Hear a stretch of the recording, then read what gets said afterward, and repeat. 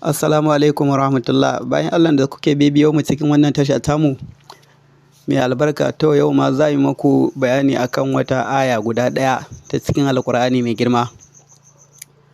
Ita wannan aya tana nan cikin suratul Anfal.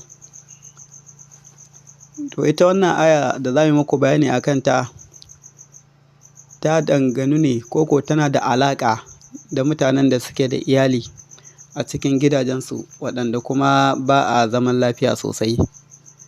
Kamar mutum ne wanda yana da mace ɗaya, a'a biyu, a'a uku, a'a huɗu ne da yaransa maza da mata, amma kuma ba a zaman lafiya a cikin gidan, ko tsakaninsa da matansa ko kuma tsakanin 'ya'yan wannan da wannan.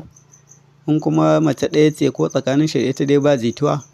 To insha Allahu in ka yi amfani da wannan aya daidai da yadda za a yi muku bayanin ta, to insha Allahu za ka samu kwanciyar hankali a gidanka, za ka samu haɗin kan iyalinka gaba ɗaya in Allah ya yarda. To wannan aya ga ta kamar haka. Ita ce wadda ake ce mata Bismillahirrahmanirrahim. Lau an faƙata ma fil ardi jami'an ma allafta baina qulubihim walakin Allah allafa bainahum innahu azizun hakim. Kamar yadda kake ganin ta haka akan bidiyon nan, to haka za ka rubuta ta. Amma rubutun ba wai za ka yi da tawada ba ne. Duk za mu muku bayani dalla-dalla yadda za ka yi da ita. Idan ka tashi yin rubutun, za ka je ainihin kasuwa ko shago ka siyo gishiri wanda ake miya da shi, ko na buhu na auna wannan, ko kuma na sachet ɗin na leda, duk wanda ka siya yayi. In dai wanda za a yi amfani da shi a gida ne a yi abinci, to shi ake bukata. To idan ka samo ainihin wannan gishirin, sai ka zo ka aje shi. Idan ka zo ka aje shi, sai ka samo ainihin tire mai faɗi. To idan ka samo wannan tire mai faɗi, sai ka ɗauko wannan gishirin da ka je ka siya a shago ne, a kasuwa ne, na sachet ne, na buhu ne, duk da wanda ka so, in dai gishiri ne yayi, wanda dai ake son za a yi amfani da shi a gida yayi abinci, ko a yi miya, ko a yi wani abinci haka dai wanda kowa zai ci a gidan.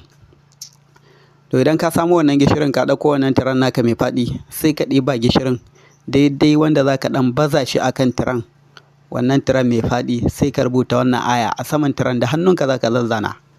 Tunda ka sa wannan gishiri, za ka iya rubutawa, kuma za ka ga rubutun ya fita a saman gishirin, wannan gishirin da ka zuba a saman wannan tiren. Sai ka rubuta lau an faƙata ma fil ardi jami'an ma allafta baina qulubihim walakin Allah allafa bainahum innahu azizun hakim. Sai ka rubuta ƙafa ɗaya, wannan a ƙafa ɗaya kenan. Sai ka tattare wannan gishirin wanda ka rubuta wannan ƙafa ɗayan, sai ka kwashe ka aje a gefe. Kar ka haɗa shi da wancan, sai ka aje a gefe. Sai ka ƙara ɗaibo wani gishirin daban, shi ma sai ka ƙara bazawa akan wannan tiran mai faɗi. Sai ka ƙara rubuta wata ayan, lau an faƙata ma fil ardi jami'an ma allafta baina qulubihim walakin Allah allafa bainahum innahu azizun hakim. Sai ka ƙara kwashe wannan gishirin da ka rubuta wannan ayan, ka aje a gefe. Sai ka haɗa shi da wancan wanda ka rubuta ayan. Da haka za ka yi ta yi, kana rubuta ƙafa ɗaya, kana zuba gishirin nan, kana rubuta ƙafa ɗaya, kana kwashewa, kana zuba wannan gishirin akan tiren, kana rubuta ƙafa ɗaya, kana tattara gishirin, kana kwashewa. To da haka sai ka yi sau 9. Idan ka yi shi sau 9, to ka gama. In dai ka yi shi sau 9, gishirin da ka siyo ɗin ya ƙare, to shi kenan sai ka aje. Wannan gishiri za ka kai ma iyalinka ne. In ka bari ta gani, to zai iya kawo ma ko damuwa, ko ta ce wani abu, kuma ba wani damuwa ba ne ba. Amma kar ka bari iyalin su gani. Ka yi abinka kai kaɗai, ka kai masu gishirin aje a yi abinci da shi, a yi miya.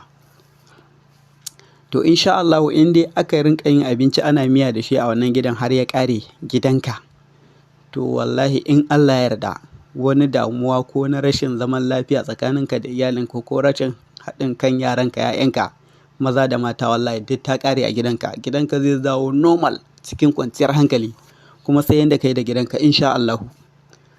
Wannan sirri ne ingantacce wanda an gwada mutane sun samu biyan bukata sosai kuma sun mana addu'o'i na alkhairi. Kai ma insha Allah duk wanda ya gwada, ko mace ce take son a zauna lafiya za ta iya yi saboda su zauna lafiya da mijinta. Ki rubuta ki yi, ya ci abincin gidanku ya zauna lafiya, ki zauna lafiya ke da mai gidanki, me yafi wannan sauƙi, me yafi wannan daɗi kai. In namiji ne kai ma za ka iya yi don a samu kwanciyar hankali da zaman lafiya a cikin gidanka.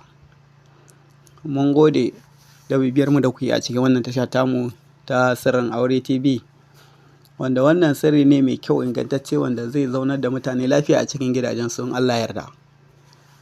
To a daure a danna mana subscribe domin samun ingantattun magunguna da za mu ringa kawo muku cikin wannan tasha tamu ta Sirrin Aure TV. Insha Allah za mu kawo muku shi ma wani magani ingantacce na game da iyalin su ma in Allah yarda. A bibiyo mu zuwa bidiyo na gaba insha Allah domin samun wannan sirruka in Allah